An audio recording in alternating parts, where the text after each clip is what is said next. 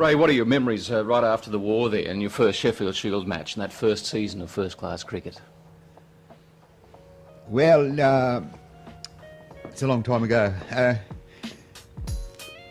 First of all, the first match was in Queensland, and we were defeated, I think. I'm not sure. Anyhow, I remember that it was wonderful to get back into the Australian country again after being away, and it was certainly wonderful to get back into cricket. When you're away for that long, you don't think you'll ever see another cricket match, a proper cricket match played, but everything was starting to open up before us, and we had our future in front of us. So everybody felt elated because the war was over, and was cricket played as seriously then as it is today? Oh yes, certainly. Everyone who played cricket those days was always trying to get into stateside and then to the Australian side. And I think, as far as I can remember back to a little boy, everyone was keen to play for Australia, and also they all trained and did their best to do the job. And how was practice organised in those days? I mean, people still had to have a job, and did you have a job immediately after the war? Yes, I went back to the same job I had before I went into the army, and I was working. I was still in the army at the time. The first match, I was in the army until the July the next year with 1946, and the war finished in August 1945. So I was still in the army, and when I went to New Zealand, I was still in the army, and that meant I didn't have to have that many civilian clothes because I could still wear my army shorts and shirt. But well, we didn't practice club practice. We didn't have any club practice. When Bill O'Reilly was before the war, he used to get us to go up at 6 o'clock in the morning, 5 o'clock to 6 o'clock practice before we went to work, and we did that for 1 or 2 years.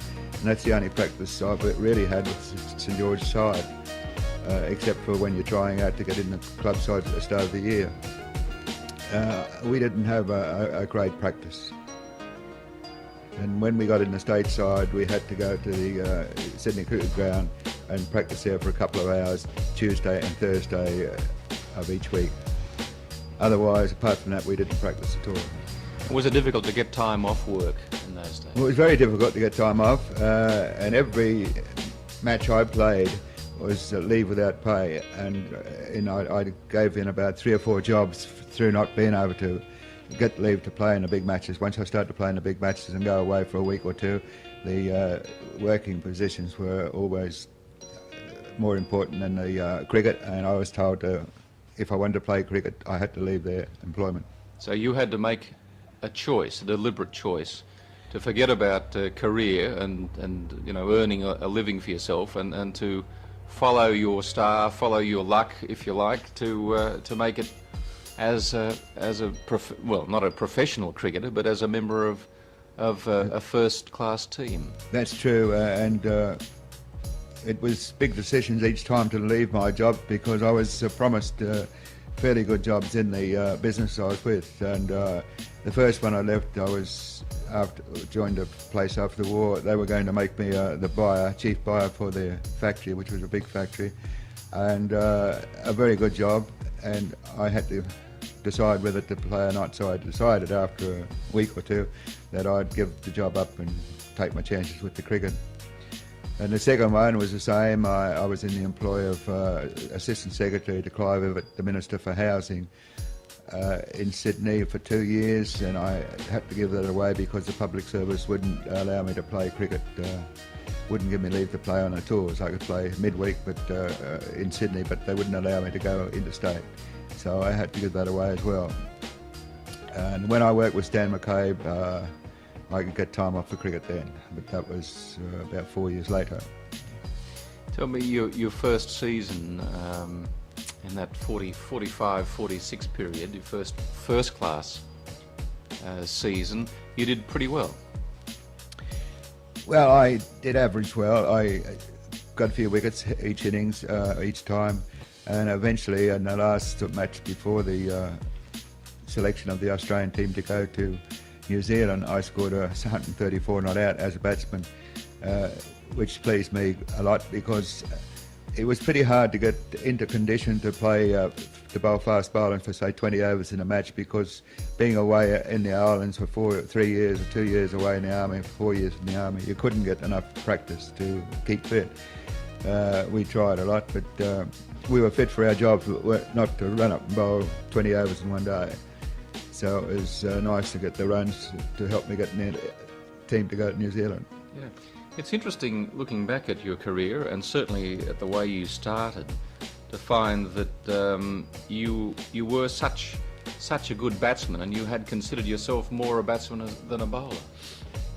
Well, I can't think back that far, but I think I always consider myself as a batsman. I also always consider myself as a bowler too, and from the first time I bowled fast, well, I always bowled fast, but when O'Reilly made me open up the bowling with the wind, I was always a fast bowler from then onwards, and I knew that was my strength. But the batting was extra, and I had to treat it that way. Sometimes you were told, go out and have a hit when you go in, because we've got enough runs on the board, we want you fresh for bowling. Well, that was okay. Sometimes you got some runs and sometimes you didn't. Most of my runs were got when the side was in a tough position. I had to stay there, which sometimes I didn't, sometimes I didn't also. But I liked batting better than bowling, but it had to be that I was a bowler, so I had to like bowling better than batting. Sure. And that year you were selected on your first overseas tour. Yes, to go to New Zealand. That's overseas, yes. We went across New Zealand. We only played one test, which officially wasn't a test. It wasn't really the Australian touring side that went across. It was the Australian Border Control. They call it, that was the ABF. Why do they call it that? Well, it wasn't an official Australian side. It wasn't a test match. It was an official Australian side, but it wasn't the Australian test side. They called it the ABC 11, I think. I forget what it was, the Australian Border Control. And we played that test match, which wasn't classed as a test match. It was Australia versus New Zealand, but it wasn't classed as a test match. And we had never played New Zealand in a test match before.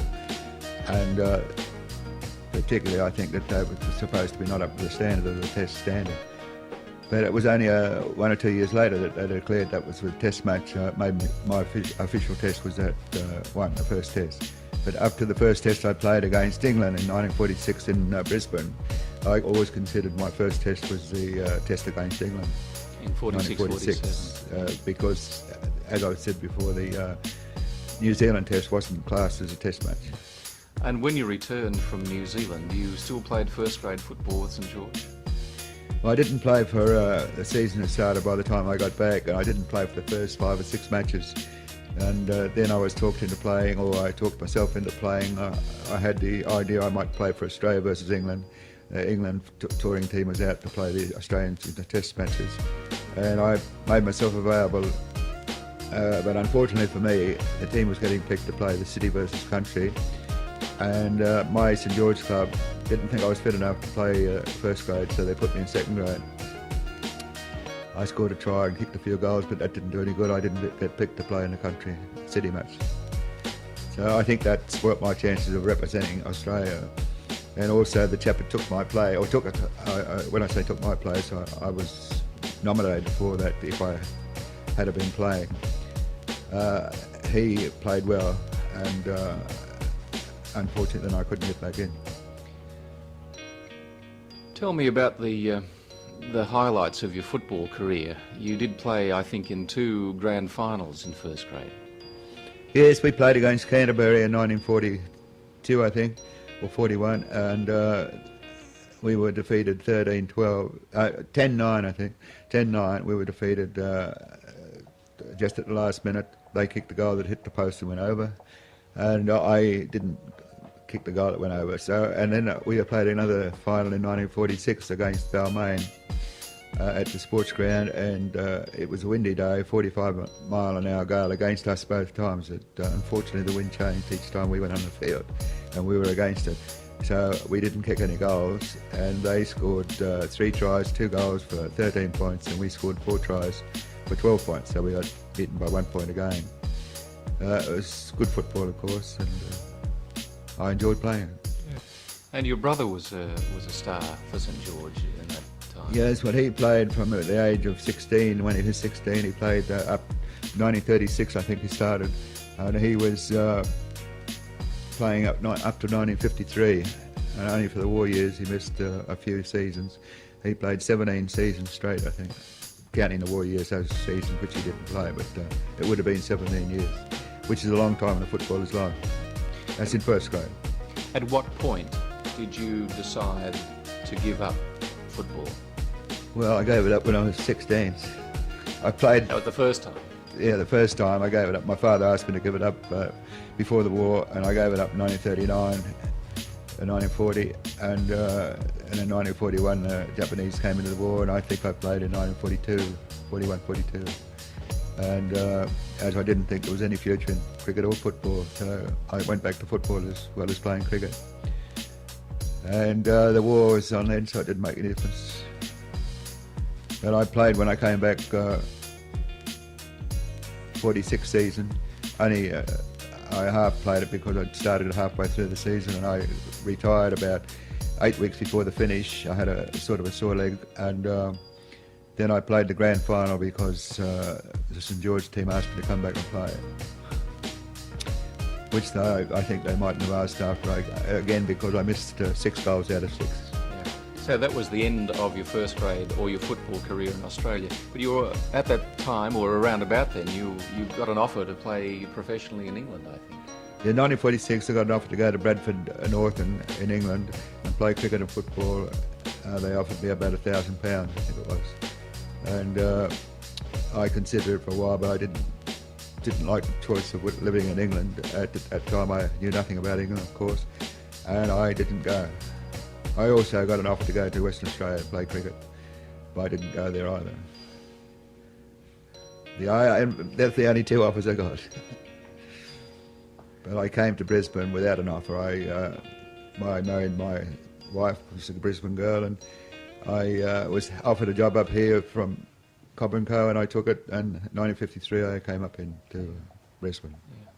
Looking back over your career, how do you consider that your career and your life in general has gone? It's been a great life for you, hasn't it? Well, I think I've had a wonderful life, and my wife said I never take her anywhere, but she's had about 10 trips to England and West Indies and America, and I think she's had a wonderful life as well. And I don't think if I had a lot more money I could buy the life I've had, because we've mixed with all the high-class people all over the world, kings and queens and presidents of countries, and went to all the famous places, and if I wasn't a cricketer I couldn't afford to go there. It's a wonderful life. I'd guarantee it, if I was young again I'd take it up again and try and do what I've done. Is there anything that you would, in hindsight, have done differently? Well, there's a lot of things you think you would have done. It would have bettered your life, yes, but that you don't know if you had done it, whether it would have bettered your life any better. But I was offered positions. I was offered members of parliaments and all that sort of stuff, to be a member of parliament, and several times on any side at all, whether it was Liberal or Labor, and I didn't take them up. Often think, well, I should have taken them up, and if what would have happened afterward, one can never tell. And I've enjoyed the life I've had, and I think I'd continue to play cricket if I was young enough. I'd continue to play cricket if there wasn't any money, just as much as I did then. Cricket has been your life? Oh yes, cricket is all my life. Football was my life when I was young too, but and athletes, but I would say cricket's my life. Any regrets? No, I haven't got any regrets. As I say, I've had a wonderful life, so I haven't got any regrets. Maybe if I could, it's a bit young to go back now when they're playing for money, but that's the only regret, is that money wasn't about when I was playing. But then again, your life is formed in what you do, and I think when you were playing cricket, we weren't thinking of money at all anyhow. We knew it wasn't there, or we didn't even think of it. So it didn't make any difference. We just had to keep on trying. Now, you might, with the money on, you mightn't be as good. You might put too much strain on you. In a few words, if you can, how would you summarise your life? Well, it would be a lot more than a few words. My life, as I say, has been more or less run by cricket as far as travelling is concerned, and I love travel, and it only came about through cricket. And also, I love playing cricket. I love doing well. I love being fit. I think it all due to cricket and football, but mostly cricket in my latter. After I retired from football, the only thing that kept me going was cricket to keep fit. And I've tried to keep fit all my life after cricket, and I think it's without the cricket I might be not here now. You're commonly regarded as one of the all-time greats. How does that reputation sit with you? Well, a thing you don't realise that I read about being one of the greats and all that, but it doesn't sink into me. As I said once before, I never thought I was a next selection for the next side. I never thought I was in the team. I heard my name came over the radio and I was picked. Then I was very happy. But I never looked ahead to think that I was going to be a member of the next side, and I never was overconfident that I would be. And as it proved, sometimes I was dropped when I thought I shouldn't have been dropped. So it's just one of those things in life. But as for being a great, one of the greats, I don't think it makes any difference to my life. I've been putting up with that since 1948, really, and it's wonderful to put up with it. But it is embarrassing sometimes, because people sometimes watch you. They know when you're younger. They watch you, and if you go out anywhere, they watch you, and you watch the way you eat, the way you drink, and you have to behave yourself, which is another good thing also. But I don't think I'm one of the greats in any sense. It doesn't make me walk in any better into a room or a function or anything like that. I just walk in normally and never think that I'm one of the greats. Well, I hope I don't. Have you been a shy person? Are you a shy person, basically? Well, I think I'm very shy. Unfortunately, I think that's a handicap for you. I've always been shy, yes, and I think I'm still shy. Unfortunately, a lot of things I don't do because I'm too shy to put myself forward sometimes. And I talk to myself after I go away from the function or something, and I say I should have done this and I should have done that. But it's no good. No use walking away after the function. You should do it when you're there. But then again, if you do it when you're there, I don't know whether it's any good for you either. So I'm undecided, but I think I'm very shy. Ray, it's been a pleasure to talk to you. Thank you very much. Thanks very much, Tom. Wonderful to have you here.